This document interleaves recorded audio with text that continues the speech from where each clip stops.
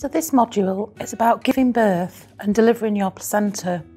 So at the end of the first stage of labour, once your cervix is 10 centimetres dilated, so fully dilated, your baby's head starts to move down the birth canal, which is from the top of the vagina down towards the exit.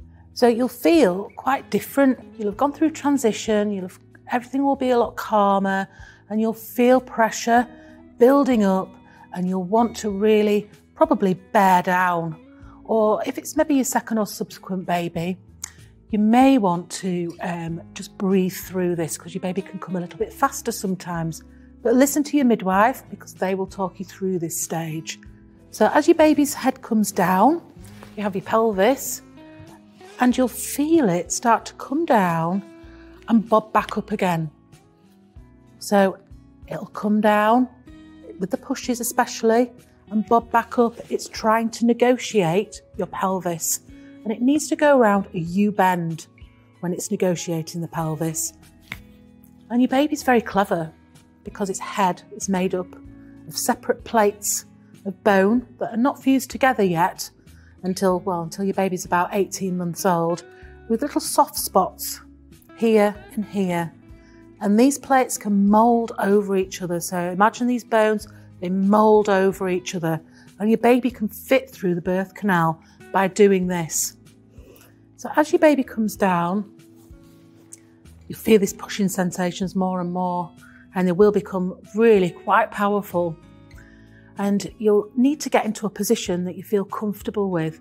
Now, gravity can really help you with this. So kneeling up over the bed, on a beanbag, on the floor, on the toilet even, will help your pelvis to open, help these bones to mould over each other, and the pelvis to open up to almost nearly 30% more than what it does normally.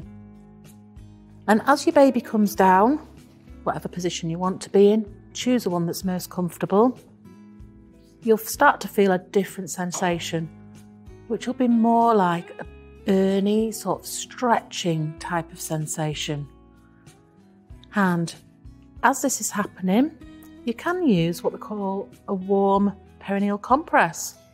So again, baby's head will be coming down and stretching, and then coming back with the contraction. So you do get relief in between. So there'll be the stretching sensation, and then a relaxing sensation, and then stretching and relaxing. Now, obviously, once you do get to a point that babies actually come round through this bone, they don't rock back. And this is the point where, if you imagine that this is your perineum, that your midwife would use warm water, so sort of body temperature water, the same temperature you would have for your bath, and apply that to the perineum. And this allows greater blood supply, it relaxes the muscles so that you don't feel that intensity as much. And we also know as well that it can help reduce the chance of tearing. So your baby will continue in that slow journey, and this is the point that your midwife will just be gently guiding you just to breathe, not to push, to try and breathe away that urge to push, so that baby's head just gently, very gently, just sweeps the perineum. And that's the head born. And then it's simply a case then of waiting for another contraction and another push, and then your baby's shoulders are just gently born as well. It sounds very, very straightforward, and for most women it absolutely is. That is what happens when you give birth. Obviously, if you're in the pool, there's not any kind of sort of manhandling that's able to go on at all, but you've got that equalisation of pressure from the water, but you've got that warmth as well from the water that does really the same job as the perineal compress. Yeah, so your midwife won't touch your baby or you whilst you're giving birth in the pool, but she may offer you a hands-on, what we call a hands-on approach, or a hands-off approach during the birth. We still have a placenta. So if you imagine your placenta is still attached to the wall of your womb. And it's inside still. So the cord will be coming out the vagina, but the placenta will be inside on the side of your uterus. And that is something that you need to give birth to as well. And not many people give much thought to giving birth to the placenta, because they just think it's all about this baby, really. You know, that's a big enough job as it is, isn't it, really? But there are two real ways that you can choose to give birth to your placenta. And the first one is you could just choose to give birth to it naturally, because you've had the contractions and you've had your baby, birthed your baby, so there's no reason why you can't birth your placenta as well.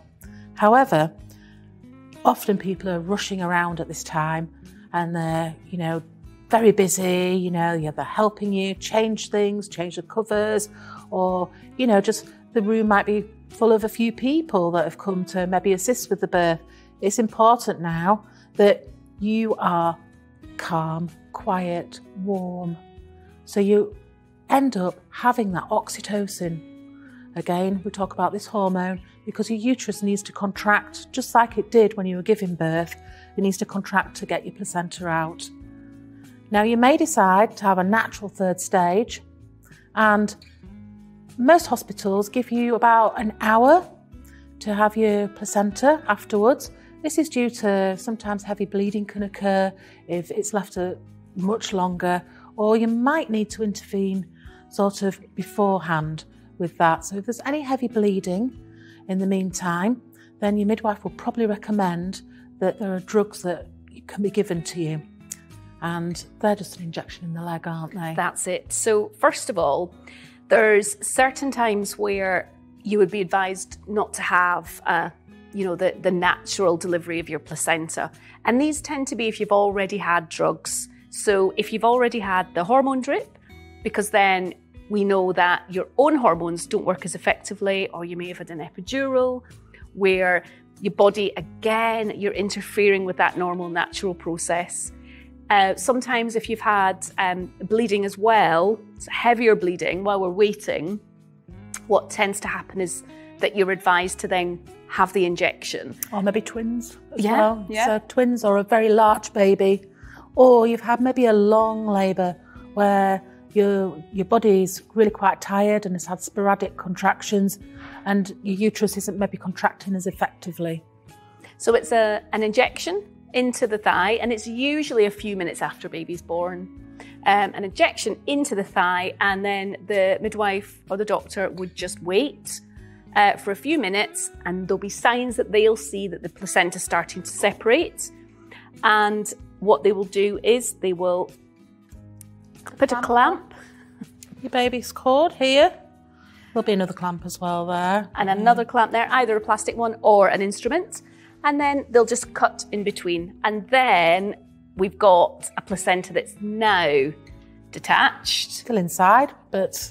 And all your midwife will then do is gently press one hand against your tummy, quite low down, and then gently tease out the placenta with the cord.